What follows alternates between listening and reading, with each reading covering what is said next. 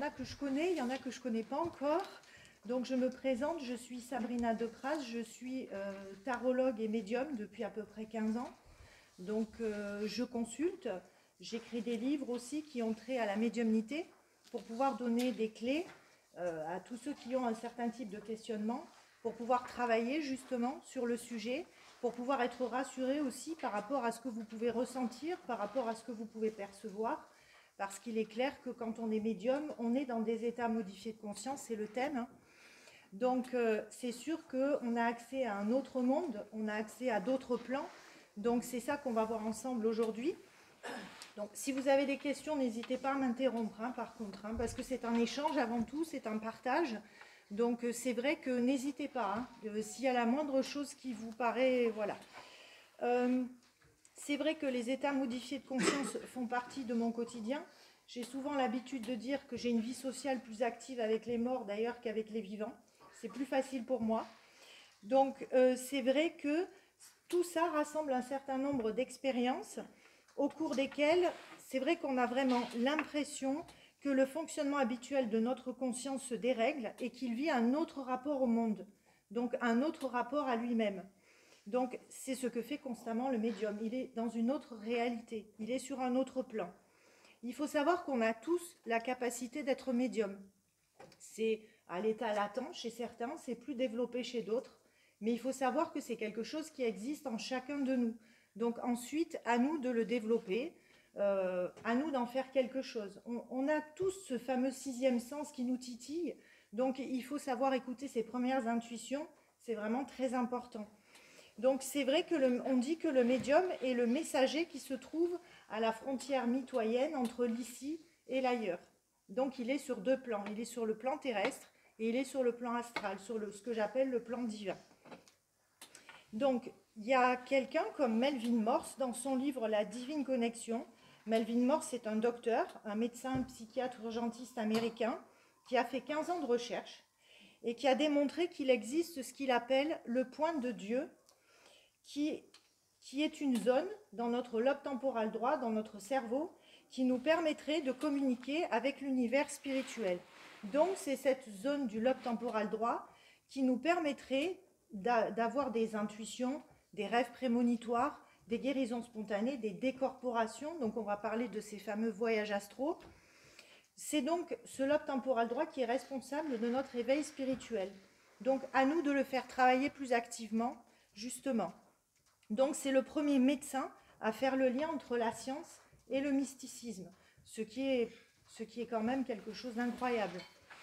Donc c'est pour ça que j'ai mis en titre les médiums des privilégiés, voire des Formule 1, des états modifiés de conscience. Donc ils ont la possibilité effectivement de se connecter à un autre plan astral, divin, pour recevoir les messages des défunts, des guides, des anges, des archanges. Donc ils peuvent aussi récupérer toutes les synchronicités qui s'offrent à eux. Ils peuvent voir aussi l'aura colorée des gens, je reviendrai là-dessus aussi. Ils peuvent avoir vécu aussi une expérience de mort imminente et avoir rencontré la lumière, donc c'est peut-être un sujet qu'on aura le temps d'aborder aussi. Et puis c'est vrai qu'ils ont la possibilité de voyager avec leur corps astral et d'aller visiter ce que l'on appelle les annales akashiques, dont on parlera aussi peut-être brièvement, parce que sinon je vais faire beaucoup trop long.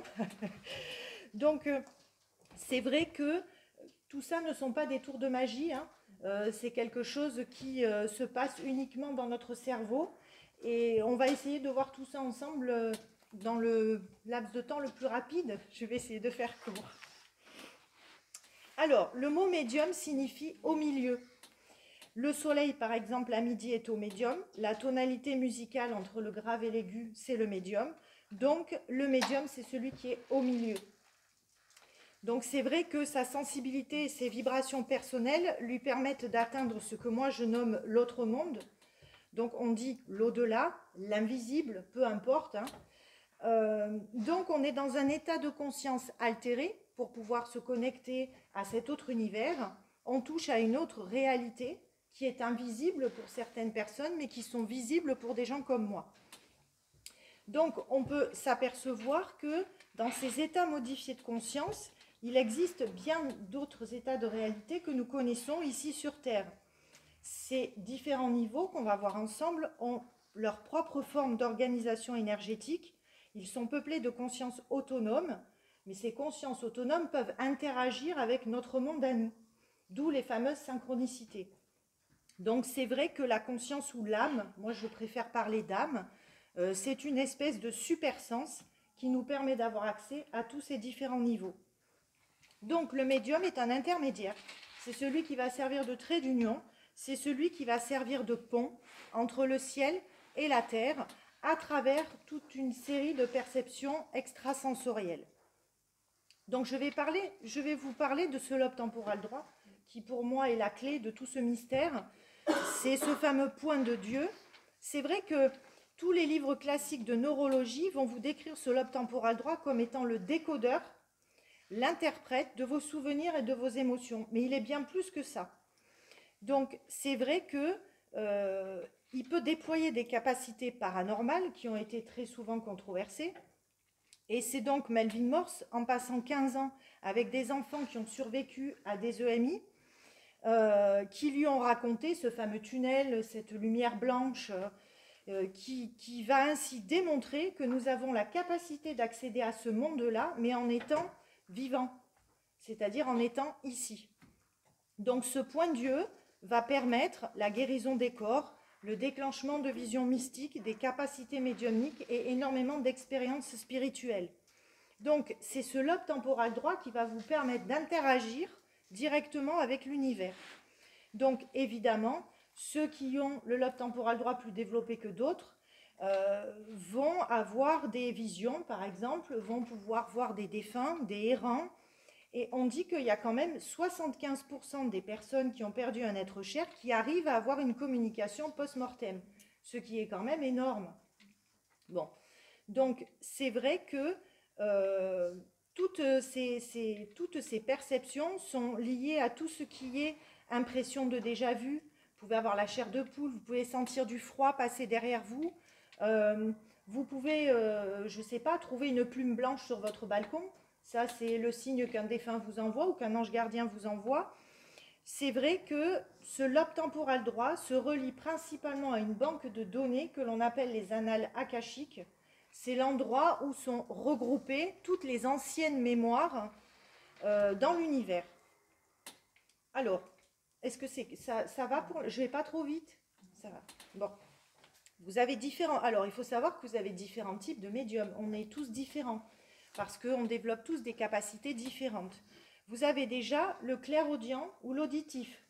Alors, c'est celui qui entend la voix des esprits à travers des noms, des phrases. Les messages sont toujours très précis. Donc, soit c'est une voix que vous entendez à l'intérieur de votre tête, mais ça peut être une voix extérieure aussi. Et ça peut vraiment vous crier dessus pour vous faire réagir. Donc ça, c'est le clairaudient. Vous avez le clairvoyant. Le clairvoyant, c'est celui qui a la capacité de voir. Donc, il va recevoir des images, il peut recevoir des scènes, il peut recevoir des flashs, il peut voir des défunts. Il peut être dans un état somnambulique ou dans un état totalement éveillé. Moi, quand je vois un défunt, je suis totalement éveillée. En consultation, si quelqu'un se présente, je le vois comme vous et moi, par exemple. Donc, c'est vrai que après le clairvoyant, vous avez le sensitif ou l'intuitif. Alors, le sensitif, c'est celui qui va ressentir, par exemple, en rentrant dans une maison, qu'il y a quelque chose qui ne va pas. Il va avoir la chair de poule, il va se sentir mal à l'aise, il va avoir un sentiment d'oppression et il va avoir envie de sortir. Donc, c'est que forcément, le lieu est chargé et c'est que forcément, il y a un travail énergétique, de nettoyage énergétique à faire. Après le sensitif, vous avez le spirit. Alors le spirit, c'est celui qui, c'est moi, c'est celui qui regroupe les trois. Le spirit, il est clairvoyant, clairaudient et sensitif. Le spirit, il peut travailler aussi le pendule, les tarots, peu importe quel outil, sans outil. Et il peut aussi travailler à l'appui de photos ou d'objets ayant appartenu par exemple à un défunt. La connexion se fait beaucoup plus facilement si on a un objet en main ou une photo en main. Alors après, chose qui est plus unique, c'est ce qu'on appelle le parlant. Alors là, c'est une espèce d'infiltration, d'incorporation, c'est-à-dire qu'il y a un esprit qui va agir sur les organes de la parole. Donc c'est quelqu'un qui va parler avec la voix d'un autre.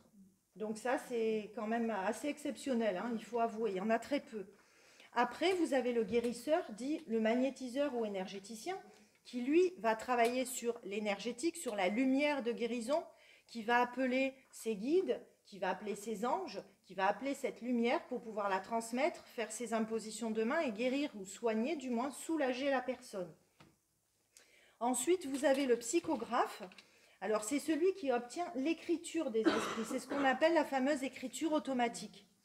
Voilà. Il y en a beaucoup qui pratiquent et c'est très intéressant parce que là aussi, vous êtes dans un état de conscience modifié. C'est-à-dire que ce n'est plus vous qui écrivez, c'est l'esprit qui utilise votre main pour pouvoir transmettre son message écrit. Et généralement, l'écriture est complètement différente de celle que vous avez vous-même. Et ensuite, vous avez, bon, le nom est un peu plus barbare, vous avez le xénoglosse. Alors là, ce sont des médiums qui parlent ou qui écrivent des langues qui leur sont totalement inconnues. Voilà, donc ce sont des langues étrangères et souvent, ils écrivent pendant leur sommeil dans un état de transe somnambulique. Donc ça aussi, c'est quand même extrêmement rare, mais il faut savoir quand même que ça existe. Alors, pour ceux qui se posent des questions à savoir suis-je médium ou ne le suis-je pas, il y a différents ressentis qui ne trompent pas. La première chose, c'est l'hypersensibilité. Vraiment, c'est le symptôme le plus marquant, c'est ça. Le médium ressent tout. Il ressent les personnes, il ressent les lieux, il ressent les objets. Ce ressenti, ça peut être une impression de bien-être. Donc, voilà, on est en connexion, en lien avec la personne, donc ça se passe merveilleusement bien, mais après, vous pouvez ressentir aussi une angoisse ou une grosse fatigue avec ce sentiment d'être un peu vampirisé. Donc là, c'est que les énergies sont mauvaises. C'est pour ça que je dis toujours à mes consultants, la première intuition est toujours la bonne. Quand vous rencontrez quelqu'un, si la première intuition est mauvaise, il ne faut pas y aller. Parfois, ça peut être un détail, ça peut être un geste, ça peut être un mot. Ça peut vraiment, l'intuition première est toujours la bonne. Donc cette hypersensibilité, ce n'est pas une faiblesse, parce qu'il y en a beaucoup qui me disent « Ah, c'est une faiblesse ». Non, c'est une force, parce que si on arrive à la travailler correctement, on peut effectivement en faire une force. Parce que du coup, on ne se trompe pas de chemin si on se laisse guider. Donc cette hypersensibilité, elle est là pour ça. Bon, ensuite, un médium a une vulnérabilité à l'égard des 5 sens. Je m'explique. Certains sont sensibles au bruit. Et même un petit bruit peut devenir très très fort et insupportable. Il y a des endroits où on ne peut pas aller, c'est pas possible. C'est comme ça. Il y en a certains aussi, par exemple, qui sont capables de sentir passer le parfum d'une personne disparue qui se manifeste. Donc il y a le côté olfactif aussi qui est très important. On peut sentir, par exemple, le parfum de sa grand-mère qui passe. Donc ça, c'est un signe que votre grand-mère vous envoie. Après, souvent, je dis quand je me fais coller par un défunt, j'ai froid. Donc, j'ai les mains gelées. Rien ne peut me réchauffer. Même si je mets une veste, c'est peine perdue. S'il y a un défunt dans les parages, il est clair que vous sentez un courant d'air, vous sentez du froid, vous avez les mains blanches. Ça, c'est une caractéristique. Alors, chose moins sympathique, c'est qu'on est constamment fatigué. Voilà, vous ne dormez pas ou très mal. Parce que c'est vrai que la nuit, vous travaillez beaucoup, parce que vous avez énormément d'informations qui se passent pendant le sommeil. Et c'est vrai que souvent, les médiums ne supportent pas d'aller dans les grands supermarchés, dans les endroits bondés. C'est des gens qui ont besoin de nature, de solitude, qui ont besoin de repos. Et c'est vrai que cette fatigue est permanente. Pourquoi? Parce que la connexion avec l'invisible, elle est lourde. Elle est complexe et puis c'est fatigant. Donc c'est pour ça qu'on ne peut pas consulter en continu toute la journée. C'est impossible. Un médium qui vous dit « je fais 6 consultations par jour », c'est pas possible. Non, c'est pas possible. Voilà. Parce que sinon on est épuisé, puis les connexions ne se font pas correctement après. Ensuite, vous pouvez avoir aussi de grosses difficultés dans votre vie quotidienne. Des bips qui ne marchent pas, des télés qui s'éteignent, des ampoules qui claquent. C'est récurrent, donc ne vous inquiétez pas, c'est tout à fait normal. C'est votre charge magnétique en fait, ce sont vos énergies. Donc c'est vrai que ça peut être très compliqué. Moi j'ai dû changer de voiture à cause de ça. Voilà, il me faut une voiture à clé. Il ne me faut pas une voiture avec un code, un bip, c'est pas possible. Donc voilà, il faut le savoir, on s'habitue. Parfois ça tombe en panne, parfois ça s'allume tout seul. C'est pas grave, on s'habitue. Un médium aussi, c'est une éponge émotionnelle. Donc, on ressent intimement la souffrance des gens. Quand on rencontre quelqu'un, on le scanne, on sait s'il va bien, s'il va pas bien, on sait dans quel état d'esprit il est. Et parfois, c'est vraiment déstabilisant parce que parfois, on n'a pas envie d'avoir certaines informations. Donc, ce qu'il faut faire, c'est cette bulle de lumière et dire aujourd'hui, je ne veux pas entendre, je ne veux pas voir, je veux être en paix. On peut le demander, ça, parce que sinon, c'est continu et c'est effectivement aussi épuisant. Donc, c'est vrai qu'on fait éponge, on prend la douleur de l'autre sur soi, donc il faut aussi s'en protéger, parce que sinon, après, on est extrêmement fatigué. Et c'est vrai que, voilà, il faut être très vigilant aussi par rapport à ça. Il faut qu'il y ait quand même une certaine distanciation à un moment donné, parce que sinon, on s'investit trop émotionnellement parlant et ça devient très compliqué. Alors, il y a plusieurs sources aussi à cette médiumnité, vous allez pouvoir regarder. C'est déjà l'hérédité. Il faut savoir que il y a des familles à médium, je dirais. Moi, ma grand-mère elle disait qu'elle était masque, qu'elle était sorcière, on va dire. Voilà, on peut avoir un grand-père sourcier, on peut avoir un oncle guérisseur. C'est quelque chose qui se transmet de génération en génération, avec des potentiels généralement différents, mais c'est toujours là. Après l'hérédité, vous pouvez avoir les signes astrologiques. Donc, ce qui serait bon de faire, c'est ce qu'on appelle votre ciel de naissance. Moi, je le fais toujours avant qu'un client arrive. C'est pour vérifier s'il y a des planètes qui sont en conjonction avec l'ouverture de cette médiumnité. Par exemple, que ce soit Neptune ou la Lune, si vous avez ces deux planètes dans des signes d'eau, comme le Cancer, le Scorpion ou le Poisson, vous pouvez être sûr que vous avez des compétences hallucinantes. Donc, c'est vrai que, moi, je ne suis pas astrologue, au demeurant. Mais vous pouvez aller jeter un œil, faire votre ciel de naissance et voir, parce qu'il y a des caractéristiques vraiment dans ces ciels astrologiques. Et puis ensuite, les sources de la médiumnité, ce sont les chocs psychologiques ou psychiques. La médiumnité peut être activée suite à un choc, que ce soit un décès, que ce soit une expérience de mort imminente, une rupture affective, peu importe, ça peut être activé, mais immédiatement. Donc c'est vrai que ça peut être déstabilisant, mais ensuite, si on vous donne les bonnes clés, vous pouvez arriver à le travailler correctement.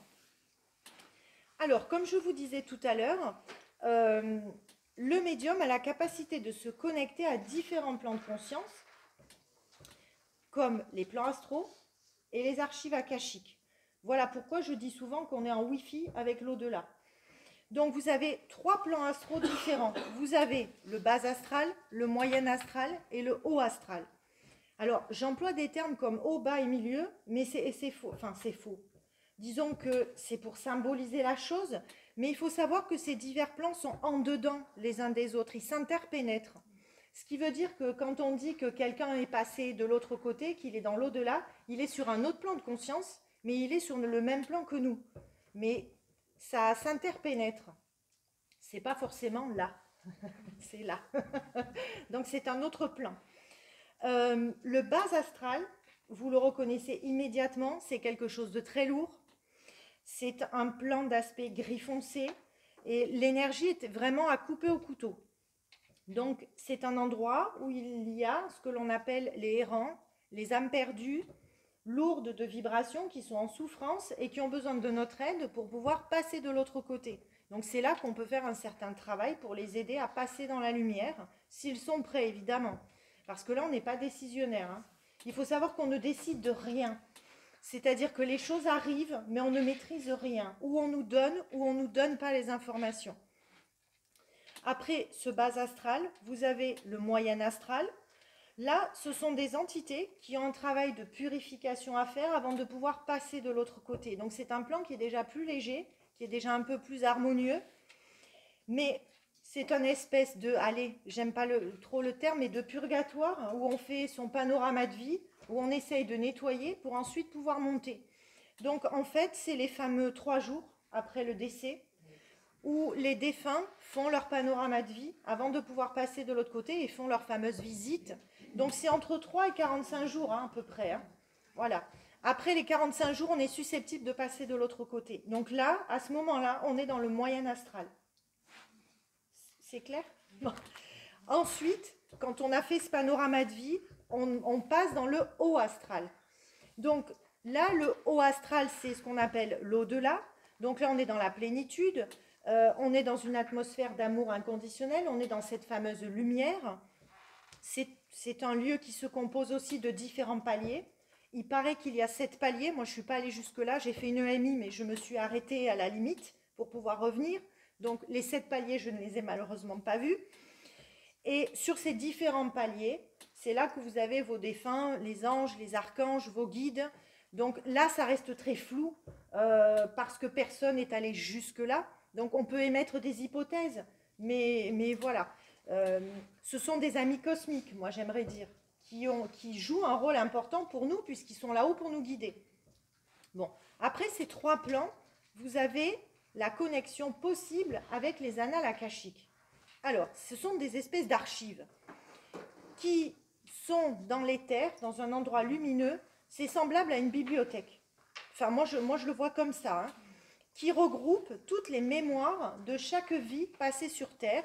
Donc, chacun de nous possède sa bibliothèque avec toutes ses vies antérieures. Ce qui veut dire que le jour où on passe de l'autre côté, on a accès à cette bibliothèque, on va voir toutes nos vies antérieures, et là, on va décider, vais-je me réincarner ou pas? Quelle famille je vais choisir? C'est là que le choix se fait. Donc, ce document akashique, c'est une forme de vibration, une énorme vibration, indestructible et qui se taise jamais. Ça parle tout le temps, en fait. Ça vous envoie des infos tout le temps et ça parle tout le temps. Donc, ce document contient tout ce qui s'est passé dans le monde. Et il y a des gens comme, par exemple, une médium qui est très reconnue, qui est Patricia Daré, qui se connecte régulièrement à ces annales akashiques et qui en ramène des événements historiques et qui éclaire ces événements historiques, mais qui les éclaire avec une vérité absolue. C'est-à-dire qu'on se rend compte que parfois les livres d'histoire ont été falsifiés ou ont été mal rédigés. Donc c'est très intéressant d'avoir ce type d'informations qui viennent directement de cette grosse bibliothèque. Donc, quand vous passez de l'autre côté, que vous allez vérifier toutes vos vies antérieures, vous allez voir les erreurs que vous avez commises, vos bons, vos mauvais karmas. Et c'est en fonction de toutes ces informations que vous allez choisir de vous incarner, encore ou pas, et que vous allez choisir votre famille, le lieu, l'époque et les difficultés dont vous avez besoin pour pouvoir vous améliorer et corriger les erreurs passées. Donc vous allez trouver toutes les indications qui vont vous fournir un schéma pour une prochaine vie, mais d'évolution, parce qu'on est en constante évolution. Donc c'est vrai que il est très intéressant en consultation parfois, il peut m'arriver d'avoir des flashs sur une de vos vies antérieures. Si on me la montre, parce que je ne maîtrise pas, donc si on me l'envoie et qu'on me la montre, ça veut dire qu'il y a quelque chose qui bloque chez vous dans cette vie aujourd'hui, mais qui était lié à cette vie antérieure. Par exemple, bon, j'ai une cliente qui était phobique de l'eau. Bon, ben, dans une vie antérieure, elle était morte noyée. Donc forcément, il y avait un lien. Bon, à partir du moment où elle a travaillé sur cette vie antérieure, qu'elle a fait un travail de coupe, elle a pu enfin se baigner et nager sous l'eau, ce qui est quand même absolument hallucinant. Donc c'est vrai que nos vies antérieures ont un rôle extrêmement important et pouvoir y avoir accès, c'est aussi très intéressant. Alors, les rôles du médium, ben, le rôle est simple, c'est de pouvoir aider les vivants à vivre mieux, à vivre en paix aussi avec les morts. Parce que parfois, il y a un pardon qui n'a pas été mis en place. Donc, il y a un défunt qui erre parce que, par exemple, sa fille ne lui a pas pardonné quelque chose. Donc, ce travail peut se mettre en place en consultation à l'aide d'un médium parce que le vivant va parler au défunt. Donc, il y a un travail de libération qui se met en place. Il y a donc aussi un certain nombre d'âmes qui ne trouvent pas le repos.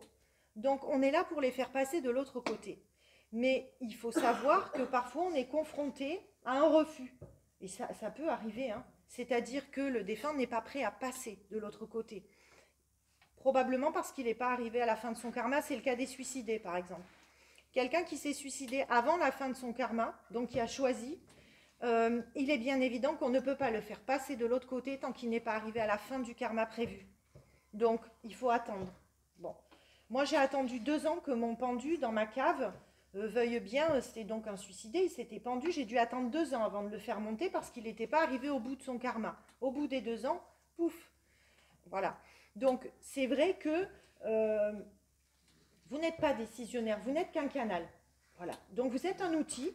Vous êtes un outil, vous êtes là pour aider, mais vous n'êtes qu'un outil et il faut accueillir ça comme, oui, avec bienveillance, comme un cadeau, parce qu'on est là pour aider les vivants et les morts à se réconcilier finalement.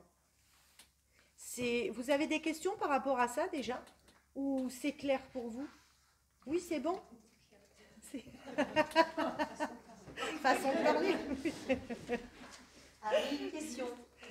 Alors, Léa, bien fort pour que... Vous expliquez juste exactement ce qu'est le karma, s'il vous plaît. Alors, qu'est-ce que le karma? Alors, le karma, c'est quand même une pensée bouddhiste hein, au départ. Hein. C'est ce qu'on appelle la roue des réincarnations. C'est-à-dire que le karma, c'est nous avons une vie sur Terre, nous sommes là pour évoluer, on est là pour commettre un certain nombre d'erreurs et pour les rectifier. Le jour où on passe de l'autre côté, on va vérifier justement toutes les erreurs commises. Si on n'a pas résolu, entre guillemets, hein, tous nos problèmes évolutifs, on se réincarne. C'est ce qu'on appelle la roue de la réincarnation et du karma.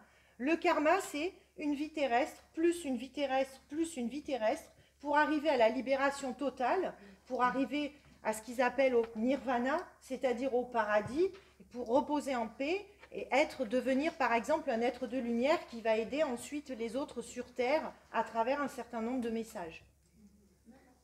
Je vous en prie. Mais du coup, quand vous dites ce mort-là n'a pas fini son karma, parce qu'il s'est suicidé. Du coup, vu qu'il est mort, comment il finit son karma? En errant. Il attend. Patiemment, il erre. Mais il erre généralement avec beaucoup de souffrance parce que à ce moment-là, ce suicide qui a été choisi par l'être humain, en l'occurrence, par cette personne-là, c'est quelqu'un qui était forcément en souffrance. Bon. Et ce n'est pas en se suicidant que la souffrance disparaît.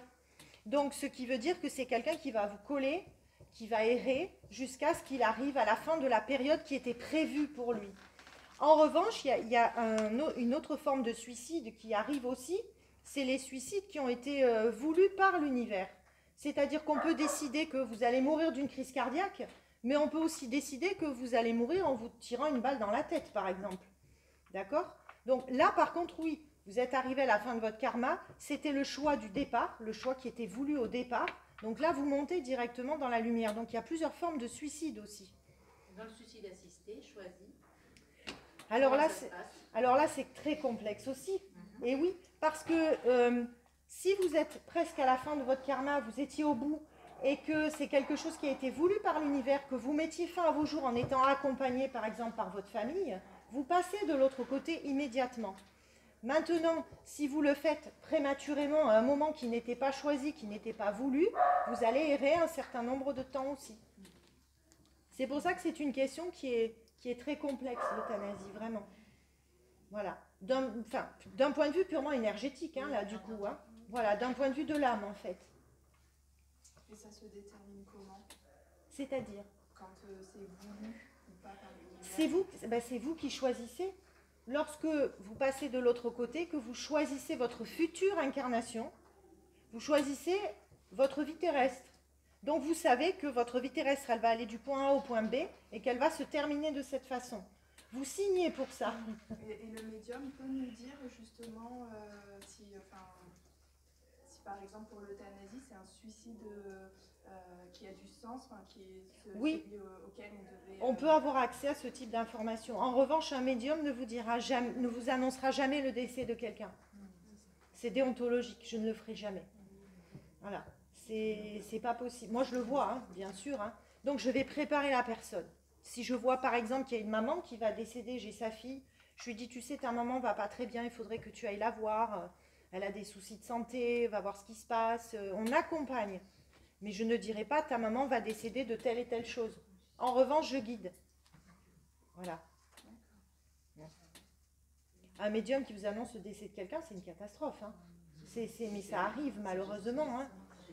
Voilà. C'est arrivé à une amie à moi, on lui a dit, ton père va décéder dans l'année. Bon, son père avait une 50aine d'années. Donc, elle a passé une année, mais infernale, à être angoissée, à le surveiller. C'était catastrophique. Hein. Bon, finalement, il est mort à 92 ans. Donc, je veux dire, voilà, c'est dangereux. Voilà, c'est dangereux. C'est vraiment très dangereux. Oui. À quel moment avez-vous ressenti que vous étiez médium? Ah, mais depuis toujours. En fait, c'est depuis la naissance, j'exagère, mais petite, je parlais à des gens décédés déjà, C'est-à-dire, je jouais avec un arrière-grand-père et je décrivais la personne à mes parents. Ils me disaient, mais c'est quand même pas possible, il ressemble à Pépé. On me montrait les photos, ah ben oui, c'est lui. Donc, ça a été toujours là. Mais après, tous les enfants sont médiums. Parfois, vous voyez des bébés dans des maxi-cosy, là, puis ils sont là, puis ils regardent, ils suivent du regard. Les enfants sont hyper connectés, ils ont le chakra coronal ouvert, de toute façon. Donc après, ou ça se ferme, ou ça reste ouvert. Moi, j'ai eu la chance d'avoir une famille qui m'a accompagnée.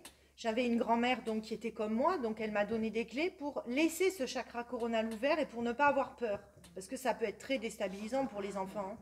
Bon, un enfant qui voit énormément de défunts, on peut le rassurer avec un pendule, le mettre sous l'oreiller par exemple, lui apprendre à se protéger aussi, mais c'est quelque chose qui généralement est là depuis l'enfance. Donc d'où l'hérédité. Ouais, d'où l'hérédité. Ouais. Après, ça se ferme, ça se réouvre, c'est toujours en sommeil. Alors il y a un moment aussi où parfois vous pouvez vous dire, moi j'en veux plus, j'en ai marre, ça arrive. Vous avez beau fermer, ça revient toujours vous chercher. Et puis ça insiste, jusqu'à ce que vous écoutiez. Ça vous, comme je vous disais, ça vous crie dessus. Moi, on m'a dit secoue-toi, ouvre-toi. On m'a crié dessus. Donc à un moment donné, il faut accepter ce talent. C'est un talent comme les autres, comme un musicien, comme un écrivain. Ça fait partie des talents. Maintenant, il faut arriver à l'accueillir et à l'accepter. Et ensuite à le transmettre avec bienveillance et avec amour, un amour inconditionnel, oui, bien sûr. C'est le plus important, c'est ça en fait. C'est le rayonnement que vous pouvez dégager. Quand vous dites c'est important de le transmettre, alors vous en avez fait une activité professionnelle. Oui, même si j'aime pas trop le terme, oui, alors, mais je sais pas moi non plus. Vous recevez. Je reçois. Vous recevez. Voilà, c'est ça. Mais est-ce que ça c'est une obligation pour pas se le prendre en retour justement ce talent, où on peut être conscient de ce talent comme vous dites et puis l'accepter, potentiellement s'en servir au quotidien, mais pas forcément. Ah, mais je suis entièrement d'accord avec vous. Il y a différentes façons de l'utiliser.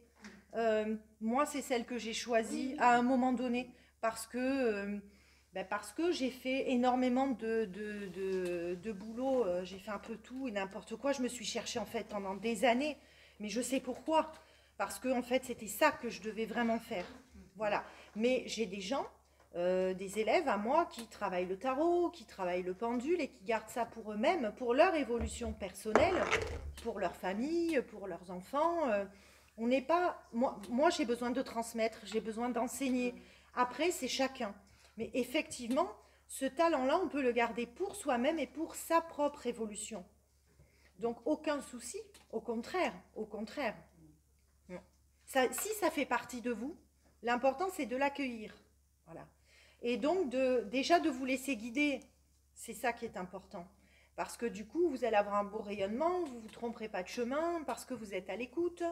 Voilà. Donc après, s'il y a une amie qui vous pose une question, il est bien évident que vous allez attirer un certain nombre de personnes. Vous allez être de très bons conseils, on va énormément se confier à vous, vous allez attirer les gens. C'est tout à fait légitime, parce que c'est ça que vous dégagez en fait. C'est ce que je disais tout à l'heure, c'est la fameuse éponge émotionnelle. Donc c'est vrai que vous allez avoir autour de vous des gens un peu particuliers aussi. Donc vous allez forcément transmettre à ces gens-là, même si vous n'en faites pas entre guillemets une profession. Vous voyez l'idée ? Donc vous aidez à votre façon. Voilà. Et il y a quelque chose aussi sur lequel je voulais revenir. Vous avez beaucoup insisté sur le côté épuisement. Oui. Du fait d'être comme ça, tout le temps connecté. Mais est-ce que il n'y a que de l'épuisement ou au contraire, à un moment, ça peut, parce que c'est très enrichissant en fait, oui, ça donne beaucoup de... Oui. C'est épuisant énergétiquement parlant. Quand vous êtes confronté à des errants, à des vampires énergétiques, quand vous nettoyez des maisons, c'est là que vous êtes épuisé. Quand vous avez des agressions la nuit, qu'il y ait des mauvaises choses qui viennent vous chercher, là oui, vous êtes épuisé. Après, vous faites de merveilleuses rencontres. Et c'est vrai qu'il y a des gens qui, moi je dis à certains de mes consultants, vous m'avez rempli aujourd'hui. parce que c'est toujours un partage, un échange, et on apprend toujours aussi au contact de l'autre. Il y a toujours aussi un message pour soi-même. Et là, oui, c'est des moments que j'appelle d'éveil. Bon, oui, il y a une forme d'éveil. Donc là, quand on est rempli, on est requinqué pour 15 jours. Hein. Voilà, donc il faut arriver à trouver, comme je dis toujours, le juste équilibre. Et c'est ça qui est le plus difficile à trouver, c'est le juste équilibre. Donc c'est vrai qu'on se décharge beaucoup, mais aussi on se remplit beaucoup. Voilà. Donc trouver le juste équilibre. J'avais une question. Gamin, nous nous amusions, nous, à faire venir des esprits. Oui. Donc avec le verre, l'alphabet. Et donc, comment peut-on expliquer qui, parmi les enfants qui étaient là, Alors, déjà, c'est une pratique que je déconseille fortement, mais fortement. Parce que déjà, on peut travailler la planche Ouija, c'est un outil comme un autre. Mais il faut le travailler avec un médium, par exemple, justement, qui va appeler les bonnes personnes. Si vous faites ça, bon, d'ailleurs, il y a plein de films hein, qui sont sortis sur le sujet, qui sont épouvantables, mais qui sont quand même assez réalistes. Je ne vous cache pas, j'ai fait, moi, étant ado, une séance de Ouija. Mais plus jamais de toute ma vie. Effectivement, moi, j'étais déjà connectée, je le savais. Du coup, il y a des choses hallucinantes hein, qui se sont passées et on a été poursuivis avec ça pendant des années. Bon, c'est quelque chose qui est très dangereux parce que généralement, ce n'est pas les bons esprits qui se présentent parce qu'on ouvre tout et n'importe quoi. Donc nous, on a été effectivement confrontés à quelque chose de très négatif où j'ai vu des chaises voler, le verre a explosé et les infos qu'on nous a données ont été absolument terribles. Donc, j'ai une amie qui est décédée. Hein. On nous avait prévenu, mais elle est décédée vraiment. Enfin, je veux dire, c'est catastrophique. Hein. On ouvre des portes qu'il ne faut pas ouvrir. Donc, ce n'est pas un jeu. La médiumnité n'est pas un jeu. Si on veut travailler le Ouija, mais il n'y a pas de problème, on peut, mais dans des conditions strictes et encadrées, et toujours avec bienveillance et amour inconditionnel. Donc, il faut qu'il y ait un médium qui soit là, qui appelle ses guides, qui fasse venir une jolie lumière pour éviter que le bas astral ne se présente. Et souvent, vous avez des esprits frappeurs et tout ce genre de choses qui remontent à la surface et qui n'ont pas lieu d'être. Donc, généralement, les résultats sont assez épouvantables quand même.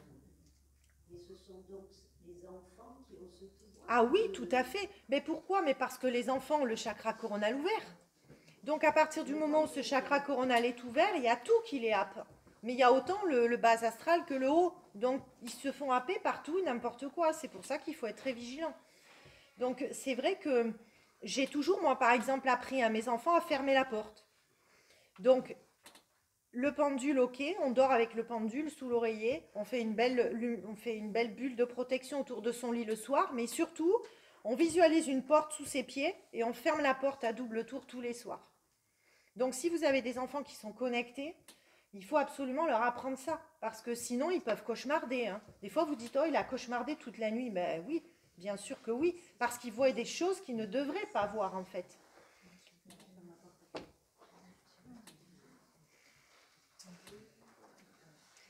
C'est bon? Oui? Alors, on va voir justement les différents potentiels, parce qu'on a tous des potentiels différents, et on a différents champs d'action. Donc, comme je vous disais tout à l'heure, il y a déjà la connexion avec les défunts, les guides, les anges ou les archanges. C'est une communication qui est sensorielle, mais on a aussi un contact auditif, tactile, visuel ou olfactif. C'est pour ça que, généralement, moi j'aime moins travailler à distance, je le fais, mais je préfère avoir la personne avec moi. Parce que pour se connecter, c'est beaucoup plus facile, parce que vous vous connectez aux vibrations de votre consultant, et à ce moment-là, en vous connectant aux vibrations du consultant, vous arrivez, par exemple, hein, si un défunt veut bien se présenter, il se présente. Mais il se peut qu'il n'y ait personne aussi, ça peut arriver. On ne les appelle pas, ils ne se présentent que s'ils ont un message à transmettre, on ne les oblige pas, jamais, ça aussi il faut le savoir. Bon, ensuite vous avez des médiums qui lisent les auras. Les auras, c'est ce que l'on appelle des vibrations électrophotoniques que le médium voit sous forme de nuances lumineuses. Le médium voit des couleurs autour de vous, autour des arbres. c'est vrai que moi, si j'ai le malheur de voir une tache caractéristique chez vous, grise quelque part, c'est que vous devez aller voir un médecin, par exemple. Donc, on peut voir, suivant les couleurs, si la personne est en bonne santé, si ses énergies circulent bien, si tous les chakras sont bien ouverts, et si tout tourne correctement. Donc, voilà. La lecture d'aura, c'est très intéressant aussi. Il y a des médiums qui ne travaillent qu'avec la lecture d'aura, il faut le savoir. Bon, ensuite, vous avez des télépathes aussi. Hein. La télépathie fait partie aussi de cette médiumnité. C'est vrai qu'il est parfois choquant de voir un médium qui va vous lancer exactement la phrase que vous aviez dans la tête à cet instant précis. Voilà. Donc ça peut arriver. Alors ensuite, vous avez les décorporations ou les voyages astraux. On va en parler après plus longuement. Hein. Bon, là, c'est votre corps astral qui se détache de votre corps physique. Je reviendrai...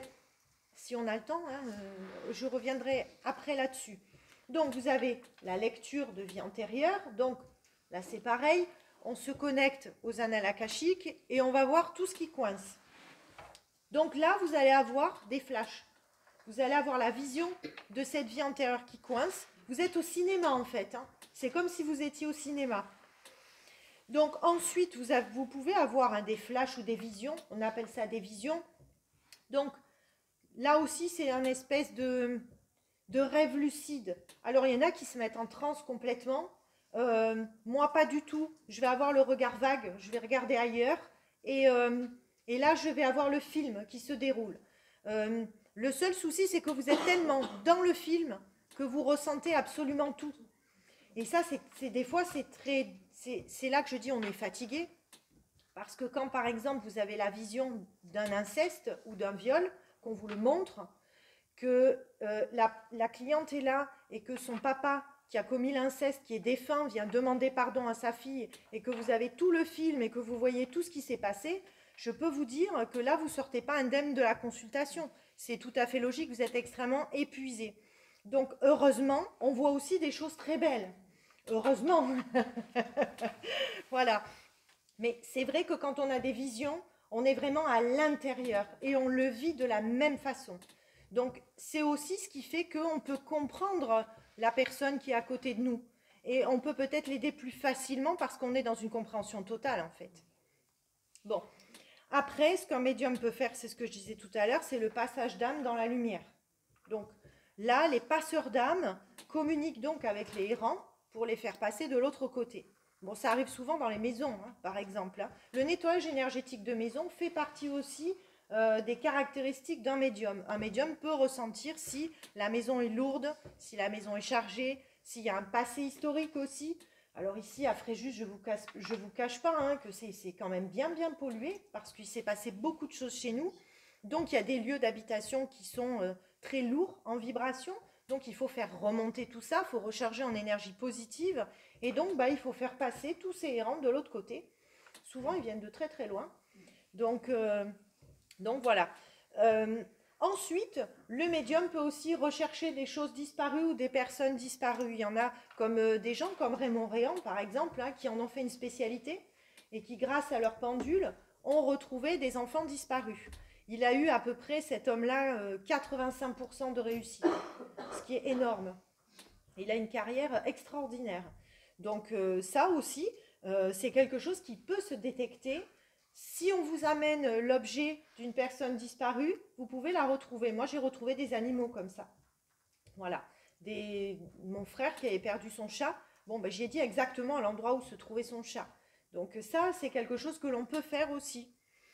Et puis ensuite, il y a tous ceux qui ont vécu une expérience de mort imminente. Alors, je ne sais pas s'il y en a parmi l'Assemblée qui ont déjà vécu ce genre de choses. On en parlera tout à l'heure. Ça aussi, effectivement, on est dans une autre réalité, hein, puisqu'on passe de l'autre côté et que on revient complètement transformé. Je veux dire, c'est pas un simple voyage. Voilà, on ramène forcément la lumière de l'au-delà. Donc, ce sont des gens qui reviennent et qui sont transformés et qui ensuite sont en mission. C'est d'ailleurs, vous le disiez, le jour où j'ai fait une EMI, que quand je suis revenue, j'ai dit ça. Il faut vraiment que je le transmette. C'est pour ça que j'en ai fait un travail. Voilà. Alors, je voulais vous parler en état modifié de conscience. Nous, on appelle ça état altéré de conscience, c'est le voyage astral. Je crois que c'est un des plus caractéristiques avec l'expérience de mort imminente. Voyage astral, on l'appelle aussi décorporation, dédoublement astral, il y a plein de termes, hein. Excursion psychique, expérience hors du corps. Bon, c'est quelque chose de transcendantal en fait. Celui qui voyage dans l'astral, lors de chaque sortie, je dis qu'il apprend à mourir à chaque fois un peu plus. Donc finalement, quand vous allez partir pour de bon et que votre corde d'argent va se couper, vous allez être réellement en paix puisque vous l'aurez déjà fait. Bon, la seule différence avec un voyage astral et une EMI, c'est que lorsque vous vous décorporez, que vous êtes dans votre corps astral, vous avez une corde d'argent qui vous relie à votre corps physique, et cette corde d'argent, elle tient, elle ne lâche pas. Le jour où vous décédez, la corde, elle coupe. Quand je fais des accompagnements de mourants, ça peut arriver qu'on m'appelle pour accompagner quelqu'un. Il est clair que quand je vois la personne se décorporer, on voit ensuite cette corde d'argent se déliter, se désagréger et partir en poussière. Et là, ensuite, l'âme passe de l'autre côté et on voit une espèce de point lumineux. On se dit, ça y est, l'accompagnement est réussi, la personne est en paix. Par rapport à l'âme, c'est 3 jours ou 45 jours? Alors, je vais vous expliquer. Quand on décède, il faut garder le corps 3 jours pour que l'âme ait le temps de se libérer du corps physique. Voilà. Ces 3 jours sont très importants. Aujourd'hui, on les respecte un peu moins parce qu'on ne garde plus les gens à la maison comme avant, ce qui est bien dommage.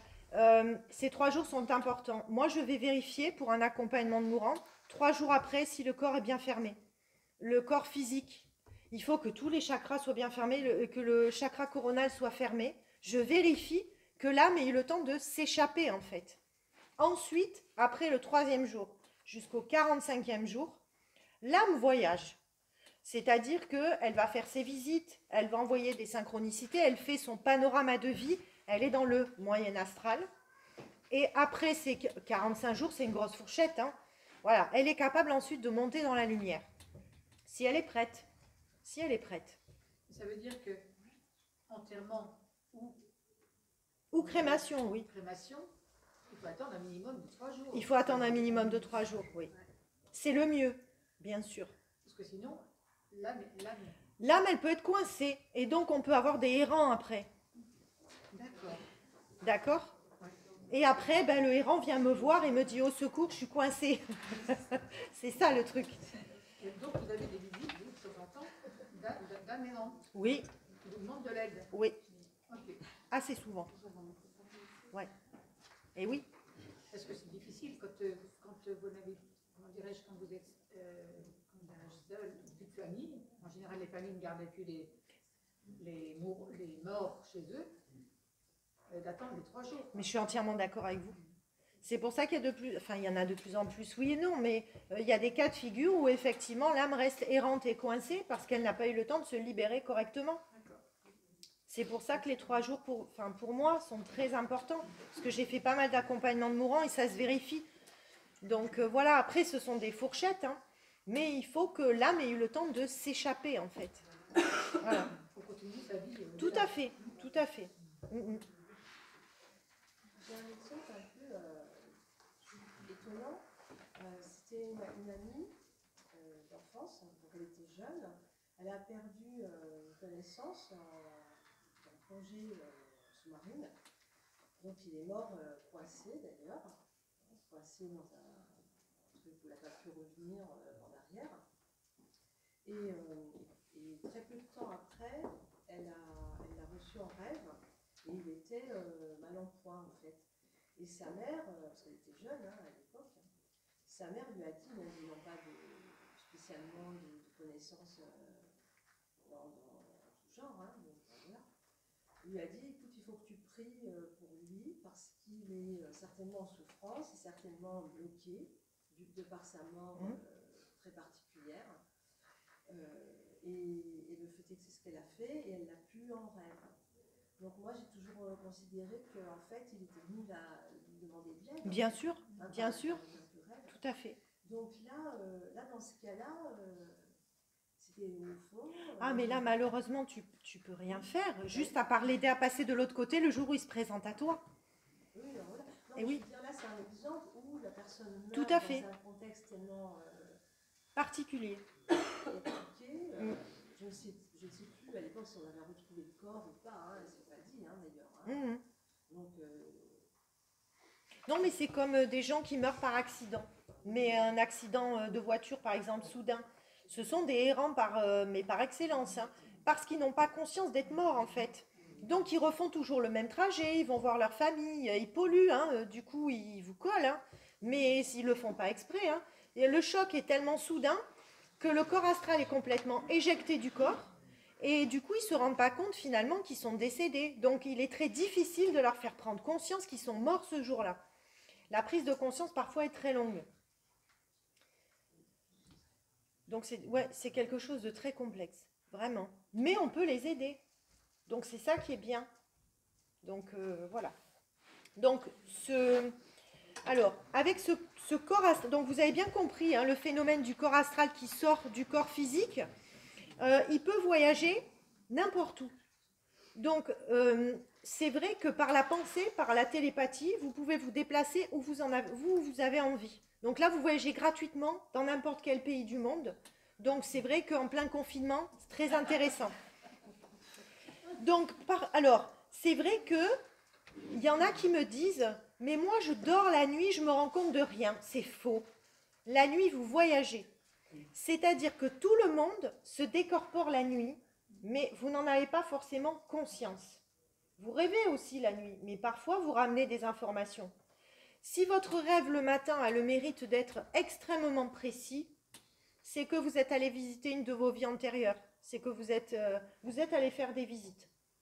Maintenant, si vous rêvez de choses un peu floues, qui n'ont ni queue ni tête, hein, qui sont un non-sens total, là, c'est votre inconscient. Voilà, là, vous êtes parti dans tous les sens. Mais c'est vrai que toutes les nuits, nous voyageons. Parfois, le matin, vous avez l'impression même d'avoir sauté une marche. Vous vous levez, vous êtes un peu vaseux, vous avez un peu la tête qui tourne. Là, je vous conseille de vous recoucher, de vous rallonger 5 minutes, hein, pour que votre corps astral se remette correctement, se réaligne. C'est une question d'alignement, en fait. Quand le réveil vous surprend, que ça sonne, mais parfois, vous êtes encore en train de voyager, là, et du coup, le corps astral, il n'a pas le temps de rentrer correctement. Et ici, il a le malheur de rentrer un peu tordu. Toute la journée, vous allez être décalé sur la droite et vous allez avoir mal à la tête. Donc, je vous conseille de vous recoucher, ne serait-ce que 5 minutes, tant pis, vous arriverez en retard de 5 minutes, mais pour réaligner le corps astral. Parce que sinon, vous allez être vaseux toute la journée. Ça, il faut le savoir. Alors, ce corps astral, il passe à travers tout. Il passe à travers les solides, à travers les liquides. Il voit plus qu'en 3D et il voit des choses qui n'existent pas ici. Je m'explique. Tout est beaucoup plus intense quand vous êtes dans votre corps astral. Les couleurs sont démultipliées. Les choses deviennent infiniment grandes ou infiniment petites. Vous voyez tout, en fait. C'est là qu'on dit qu'on est dans une autre réalité et qu'on est dans un état modifié de conscience, puisque pourquoi? On perçoit une autre réalité. On est dans un autre univers, puisqu'on est dans un univers purement vibratoire.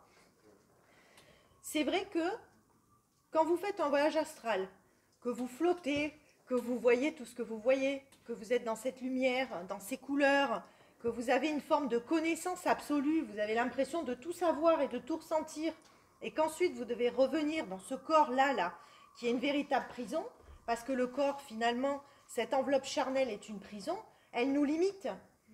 Vous pouvez être myope, astigmate, alors en revanche, dans votre corps astral, vous y voyez très bien, hein. La maladie n'existe pas de l'autre côté.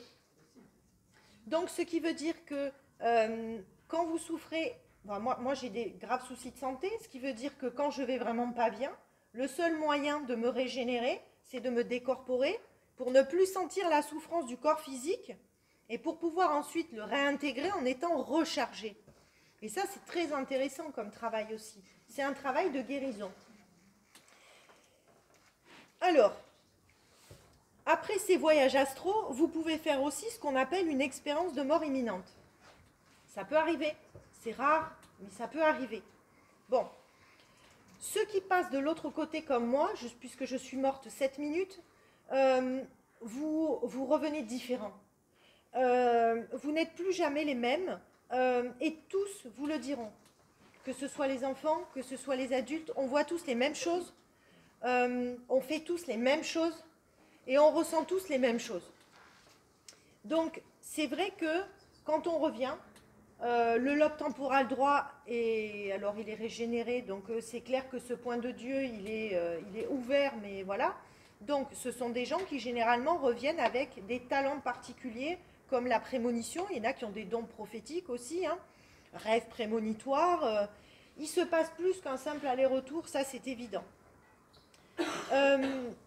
Alors, ce n'est pas la conséquence d'un dysfonctionnement cérébral, mais c'est l'activité normale d'une zone spécifique de notre cerveau.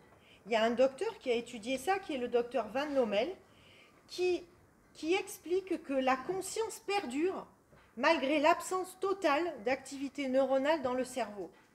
Donc, c'est-à-dire qu'elle peut fonctionner indépendamment du cerveau et survivre à la mort de celui-ci, et il appelle ça l'hypothèse de la survie. Certaines recherches ont montré qu'il y a des patients qui étaient en état végétatif définitif quand même, qui ont entendu tout ce qui se passait autour d'eux. Moi c'est pareil, hein, je suis partie 7 minutes, mais je peux vous raconter tout ce qui s'est passé autour de moi pendant ces 7 minutes, mais dans le détail près, au mot près. Pourtant j'étais pas là, puisque j'étais décédée, hein. Je me souviens absolument de tout, de toutes les phrases, de tous les mots, de toutes les personnes, et de comment tout le monde a réagi. Donc pour faire court, il y a plusieurs stades dans une EMI.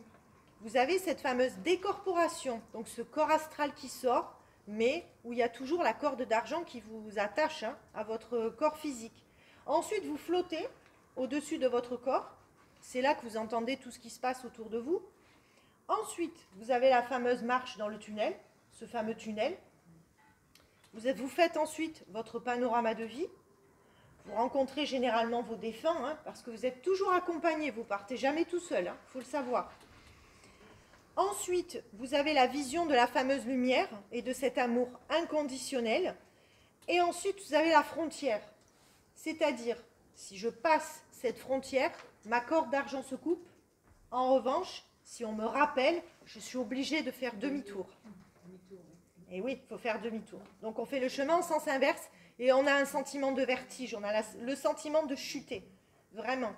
Et de réintégrer son... On sent, hein, la réintégration du corps physique, hein. C'est quand même assez époustouflant, hein, comme voyage, hein.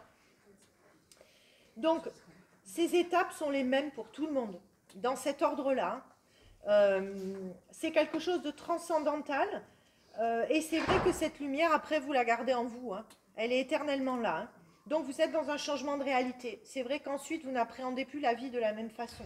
Vous ne voyez plus les choses de la même façon. Pourquoi ? Parce que la mort n'est plus tabou, puisque vous l'avez ressentie de près, parce qu'elle ne vous fait plus peur du tout. Au contraire, vous êtes complètement rassuré par rapport à ça. Et puis parce que vous voyez les choses d'une façon différente. Donc c'est vrai que quand vous revenez, vous sentez pas en mission, mais vous avez besoin de transmettre cette lumière qu'on vous a offerte en fait. Et c'est ce qu'on appelle une expérience mystique qui transforme. Alors, il y a des gens, hein, comme Padre Pio, par exemple, hein, qui ont eu des expériences mystiques tout aussi transcendantales, hein, mais qui lui aussi a fait une EMI, par exemple. Il y a énormément de saints, comme Padre Pio, qui ont fait des EMI aussi. Il faut le savoir. Est-ce que vous avez des questions par rapport à ça ? J'ai fini, hein.